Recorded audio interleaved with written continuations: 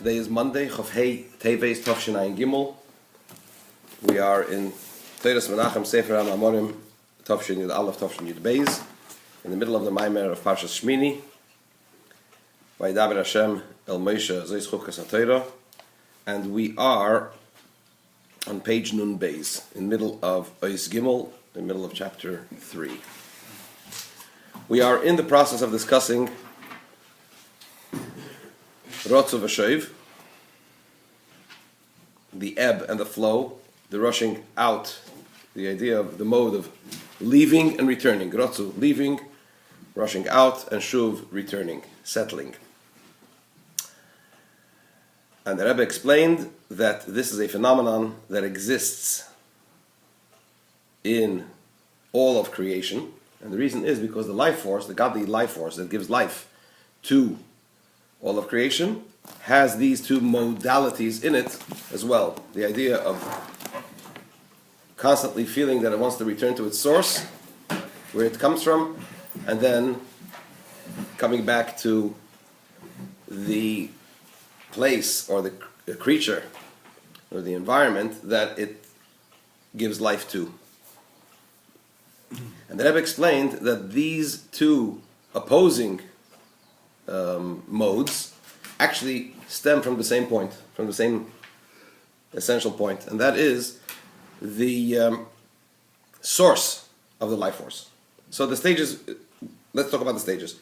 You have the actual creature, whether it's a malach, a neshama, a human being, whatever it might be, has these two opposing aspects in it. The idea of trying to leave and then returning, leaving and returning, this vibration, as Eddie pointed out yesterday.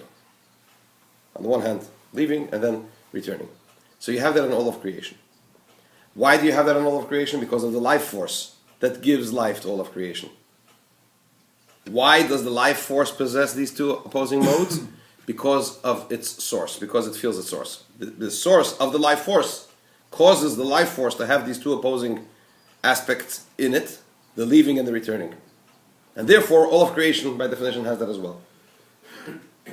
What does that mean?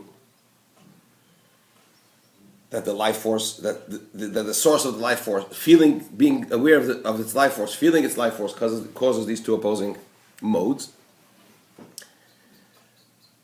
The only way the energy can give life to that which it gives life to is by being connected to its source, by feeling its source. The source is the one, to use it in ultimate terms, Hashem, God, is the one that gives life. Through an energy that He transmits and imparts into creation. So that energy needs to be connected to its source, needs to feel its source. So because it feels its source, and because it feels that as it is in its source, it is at a much higher level, it has this feeling that it wants to expire, wants to go back to its source. But then once it comes back to its source, it feels, one second, my source is telling me that I need to go and give life. So it returns. But then when it returns, and again it feels this feeling, I really don't want to be here, I want to go back. So it's in this constant to and fro, going back, going up into its source, and then returning back. That's the phenomenon of Rotzu v'Shoiv. And in fact, this is vital for, in order for the life force, for energy, the godly energy to be able to give life, it has to have this constant back and forth. Because on the one hand, it needs to be connected to its source to the greatest extent possible in order to give the life. On the other hand, it needs to descend notionally into that which it gives life to. But if it would descend and remain there and become detached to the source, it would lose its ability to give life. So therefore, what you have at the end of the day is a constant cycle. Obviously, when we look at creation, it all looks very calm and mellow and behisyashvus, settled and so on and so forth. But delving deeper into it, we find this cyclical to and fro on a constant, permanent basis. So this is the idea of Rotzu v'Shoiv. And the Rebbe explained that you find this in all of creation. The Rebbe explained that you find this also As I said, he enumerated angels, and then he also went into neshama. That the neshama, also the soul, also has this idea of Ratzav Hashem. And the Rebbe, however, said that when it comes to certain creatures, for example, to the neshama, we don't see the Ratzav Hashem constantly. It's not obvious constantly. And the Rebbe questioned that. Why is that? Why do we find, for example, by the neshama, what does it mean that when we talk about Avodas Hashem, for example, in the neshama, if a person is constantly in a mode of Ratzav Hashem, if everything has to be constantly in a mode of Ratzav Hashem, the ebb and the flow, the leaving and the returning, then the neshama should have also been in that mode all the time. And we see that the fact is that sometimes we're in the mode of serving Hashem. We're talking about the neshama, the conscious neshama, as it is within us. And then sometimes it's not. So the Rebbe explained that is because in order to have constant Ratzav Hashem, there is Ratzav Hashem in all phenomena. But in order for that to be constant, there are two conditions required. Number one, the fact that it emanates from its source. But there's another condition, that emanation has to be felt. Let's go to the top of page Nun Beis. V'noisef lozeh. End of the first line. Top line. Okay, you know what? Let's start from the last line on page Nun Aleph. V'tam hadovar, the reason why there are certain things, for example, the neshama, that is not constantly in a mode of Ratzav Hashem, you find them in isolated, separate cycles. The reason is because that which was explained earlier, that the life force, the energy, is in a mode of Ratzav Hashem, leaving and returning. That is why because it is merely an emanation, meaning to say it's not the actual source itself, it's an emanation from the source. And because it's an emanation from the source, it constantly feels that it wants to return to its source, and then the source tells it to go back down and give life to whatever I'm instructing you to give life to. This is a cause, this is just the cause. In other words, this is a condition required so that there should be this leaving and returning. However, in addition to that, you need another condition. It's not sufficient. In addition to this, the emanation, the ray, the energy that emanates from the source also needs to feel its source and needs to cleave to its source. Therefore, those creatures that as created beings do not feel their source, for example, the neshama as it comes down into the body, right? They will not be in this constant mode of rushing out and returning. Why? Because there is a condition that's lacking in the cause of the Ratzav Hashem. Which condition is it lacking? Which condition is missing? The feeling its source consciously and cleaving to its source. Obviously. Right? Now in the neshama, if you remember, let's go another couple of lines, perhaps we'll come back. Because I want to clarify certain things that we're just glossing over, and I don't want to gloss over them. I will not do justice to them today at all, but at least to highlight that these are things that we need to come back to. V'zehu shebeneshama atzma, and therefore in the soul itself you find generally two aspects to the soul, to the neshama. One aspect of the neshama will have this idea of Ratzav Hashem constantly, and another aspect of the neshama will not. The neshama itself, that has 5 names, which is called by 5 names. What are the 5 names of the neshama? Nefesh, this is in ascending order. Nefesh, Ruach, Neshama, Chaya, Yechida. And generally, this is broken down into 2 categories. Nefesh, Ruach, and Neshama are the names that relate to the conscious level of the soul, the neshama as it clothes itself in the body, and chaya yechida are the aspects of the soul that remain beyond the body, generally known as the etzem hanefesh, the very essence of the soul. So in the soul itself, which is broken down into these 5 names and generally into these two categories, the aspect of Chaya Yechida of the soul, generally speaking, the essence of the soul, Shehi Chavuka Udvuka Bach, which cleaves and is enwrapped and cleaves to you. This is a quote from the Heshainis that we say on Heshainih Rabbah on the 6th days, on one of the days of Sukkot, on the 3rd day of Sukkot. We say the Heshainis, so we talk about the Neshama, Yechida Chavuka Udvuka Bach, Yechida Liachdach.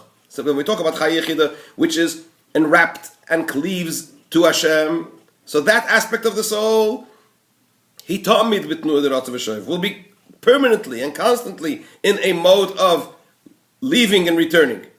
Why? Because as we said before, in addition to the fact that it's an emanation from Hashem, in addition to that, it also feels its source and cleaves to its source. So it has the conditions necessary for constant Rotzav leaving and returning. Masha'enkin b'chinas naran, not so when we talk about the levels of nefesh ruach neshama of the soul. Einam tamid b'chinas Rotzav that aspect of the soul is not, those aspects of the soul are not in this constant permanent state of ebb and flow, leaving and returning. Why? Because those aspects of the soul are lacking the conditions necessary for permanent and constant Rotzav. What are those conditions again? Feeling consciously its source and cleaving consciously to its source.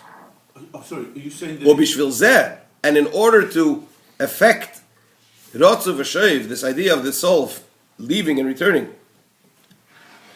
and in fact, more the emphasis on the leaving aspect, because the soul itself feels, the conscious soul is settled. So to bring about in that dimension of the soul, the feeling that it should leave, that it doesn't really belong there, it should want to leave and go back to its source.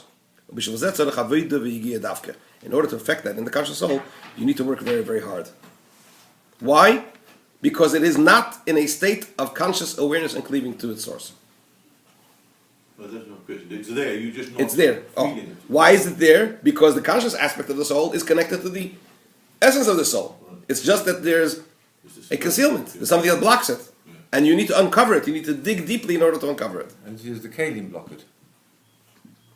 It's the goof. The kalim block. It's the kalim. Okay, now we're entering into territory of the things that we have to actually drill down to, which I'm not going to do today. Because, we have to try to get the balance of covering the material and then going back and trying to look at the points that need, because each aspect of it is a whole sugya. He mentioned before, and let's enumerate what things still need to be looked at. He mentioned before, the Rebbe, a phrase that a neshama is elakus b'bchinas nivra. A soul is godliness, elakus nasa nivra. It's godliness becoming a creature. What does that mean? First of all, let's upteichen the Werter. There's godliness. For example, Eirus. When you talk about Spheres, right? The Spheres, the attributes, the divine attributes of Atzilus. The Eira Atzilus is godliness. The Kalim are also godliness. But let's talk about Eirus. You know what? Let's talk about Spheres. Spheres are godliness. What does it mean, an Eir? Gilei Helam is the revealed of the concealed. Eir me'ena moir, the light, the ray is similar to the luminary. It's of the luminary and it's similar to the luminary. What's a nivra, a creature? A creature is something else. It's a separate entity. It's not the creator. There's Beirid, there's the creator, and there's nivra. What's the difference between a ne'etzal and a nivra? We know that the beings, or the Eiris and the Kalim, in Atzilus are called ne'etzalim. They're not nivraim. Those that were emanated, the emanated ones, is the revealed of the concealed. What does it mean when you reveal the concealed? It was concealed, and it's revealed. So it's the same thing, right? It's just that before it was hidden, and now you reveal it. A creature, when you say nivra, as the Ramban says, as we know from Chassidus, what's bria? Bria is yesh me'ayin. I think the Latin term is ex nihilo, which means it's the creation of something that did not exist before. Something new. Right? Obviously, everything is God. Everything is from God. And as we said in one of the previous Shiurim when we discussed Das Elyon and Das Tachten, that there is no independent, there is no independent existence besides God. Right? But nevertheless, this is a creature. It's a creature that can't exist on its own. But if you look at the creator and the created, it's a new entity. What's a neshama? Where does a neshama slot into the picture? Is it like an oil, or is it like a nivra? Is it like a netzal, or is it like a nivra? Indeed, it's a connection. So what does the Alter Rebbe say in Perek Beis of Tanya? The nefesh shenis b'Yisrael hi chelik elaka milmal mamish. It's part of God. It's part of God. If that's like any, I mean, if it's as part of God, like all of creation, so what's the big chiddush of the nefesh elikis? The godly soul. Obviously, you're talking about part of God which is substantively different, essentially different than a creature. On the other hand, it's not oir like Atzilus, it's not Gilei Helim. Why? Because it comes down into the goof of a person, into a yesh ma'ayin. Right? So a neshama is a very interesting type of being. On the one hand, it is what? Chelik elakam emal mamish, part of God. But then there's a nivra dimension to it as well. This is, in fact, these are the two parts of the neshama. There's, like it says over the essence of the soul. And then you have the neshama as it comes onto the body. Again, I'm only scratching the surface here. I'm just pointing out that this is when you say elakus nas and nivra, godliness, becoming a creature. What does that mean? The Rebbe in Tov Shin Yud Zayin later on. Please God, we'll get there. This is Tov Shin. I talk 6 years ahead in the Mamorim of Tishrei, Sukkos. I mean, these are the deepest in Yonim Chassidus, but Sukkos, Rosh Hashanah, and Sukkos Hatorah, and later on, and the number of Mamorim where the Rebbe focuses on this, and I hope to try to, maybe in one of the future Shiurim in the near future, to at least bring in some more salient points to give us a little more clarity in this idea. But this is actually the meaning of when we say in Birchas HaShachar, Elekai, Neshama Shenasata Bi Tehirahi. The soul that you've given it to me is pure. That's Chai Yechid, that's the Etzem HaNeshama. Then we go on and we say what? Ata Berosa. Ata Yitzarta. Ata Nefachta Bi. You created it, you formed it, and you blew it into me. What does it blew it into me? Vayipach ba'apav nishmas chayim. This is the soul as it actually comes on into the body. So we're actually referring to different levels and different aspects of the soul, which in total make up the wholesomeness, in total make up the soul completely. But when you start breaking it down, there are different dimensions. So please God, we'll get back to that in one of the future shiurim. So the point over here is that what? The soul, as it comes down into the body, does not feel its source. Even though, like we said before, it's a lakus b'chinas nivra, it's godliness coming into a mode of a creature, right? So on the one hand, it's even what? It's greater than a malach. A soul is greater than a malach. A malach is a creature. So a malach does feel rotzu v'shev constantly, does feel its source, and therefore is in a mode of constant rotzu v'shev. A neshama, which is godliness, even greater than a malach, it does not feel its source. In other words, we're talking about the level of the soul that comes into the body in a conscious way, that becomes part of our consciousness, the nefesh ruch neshama aspect of the soul. That aspect of the soul, that dimension of the soul, does not feel its source. And is not cleaving to its source in an obvious, permanent way. And therefore, it's missing. It does not have this rotzav v'shev, the leaving and the returning in a permanent way. Obviously, it has more than returning because it's more in a mode of its own self-existence. And in order to get this aspect of the soul to have the rotzu, to feel its source, and to have this mode of leaving, for that is necessary avoida, as he says, avoida v'giyah dafka. You have to work and toil very hard. How? Obviously through tapping in to the higher elements of the neshama. And from this he's going to lead in, of course, into Pura Aduma, etc., etc. More about that tomorrow, Mitzvah.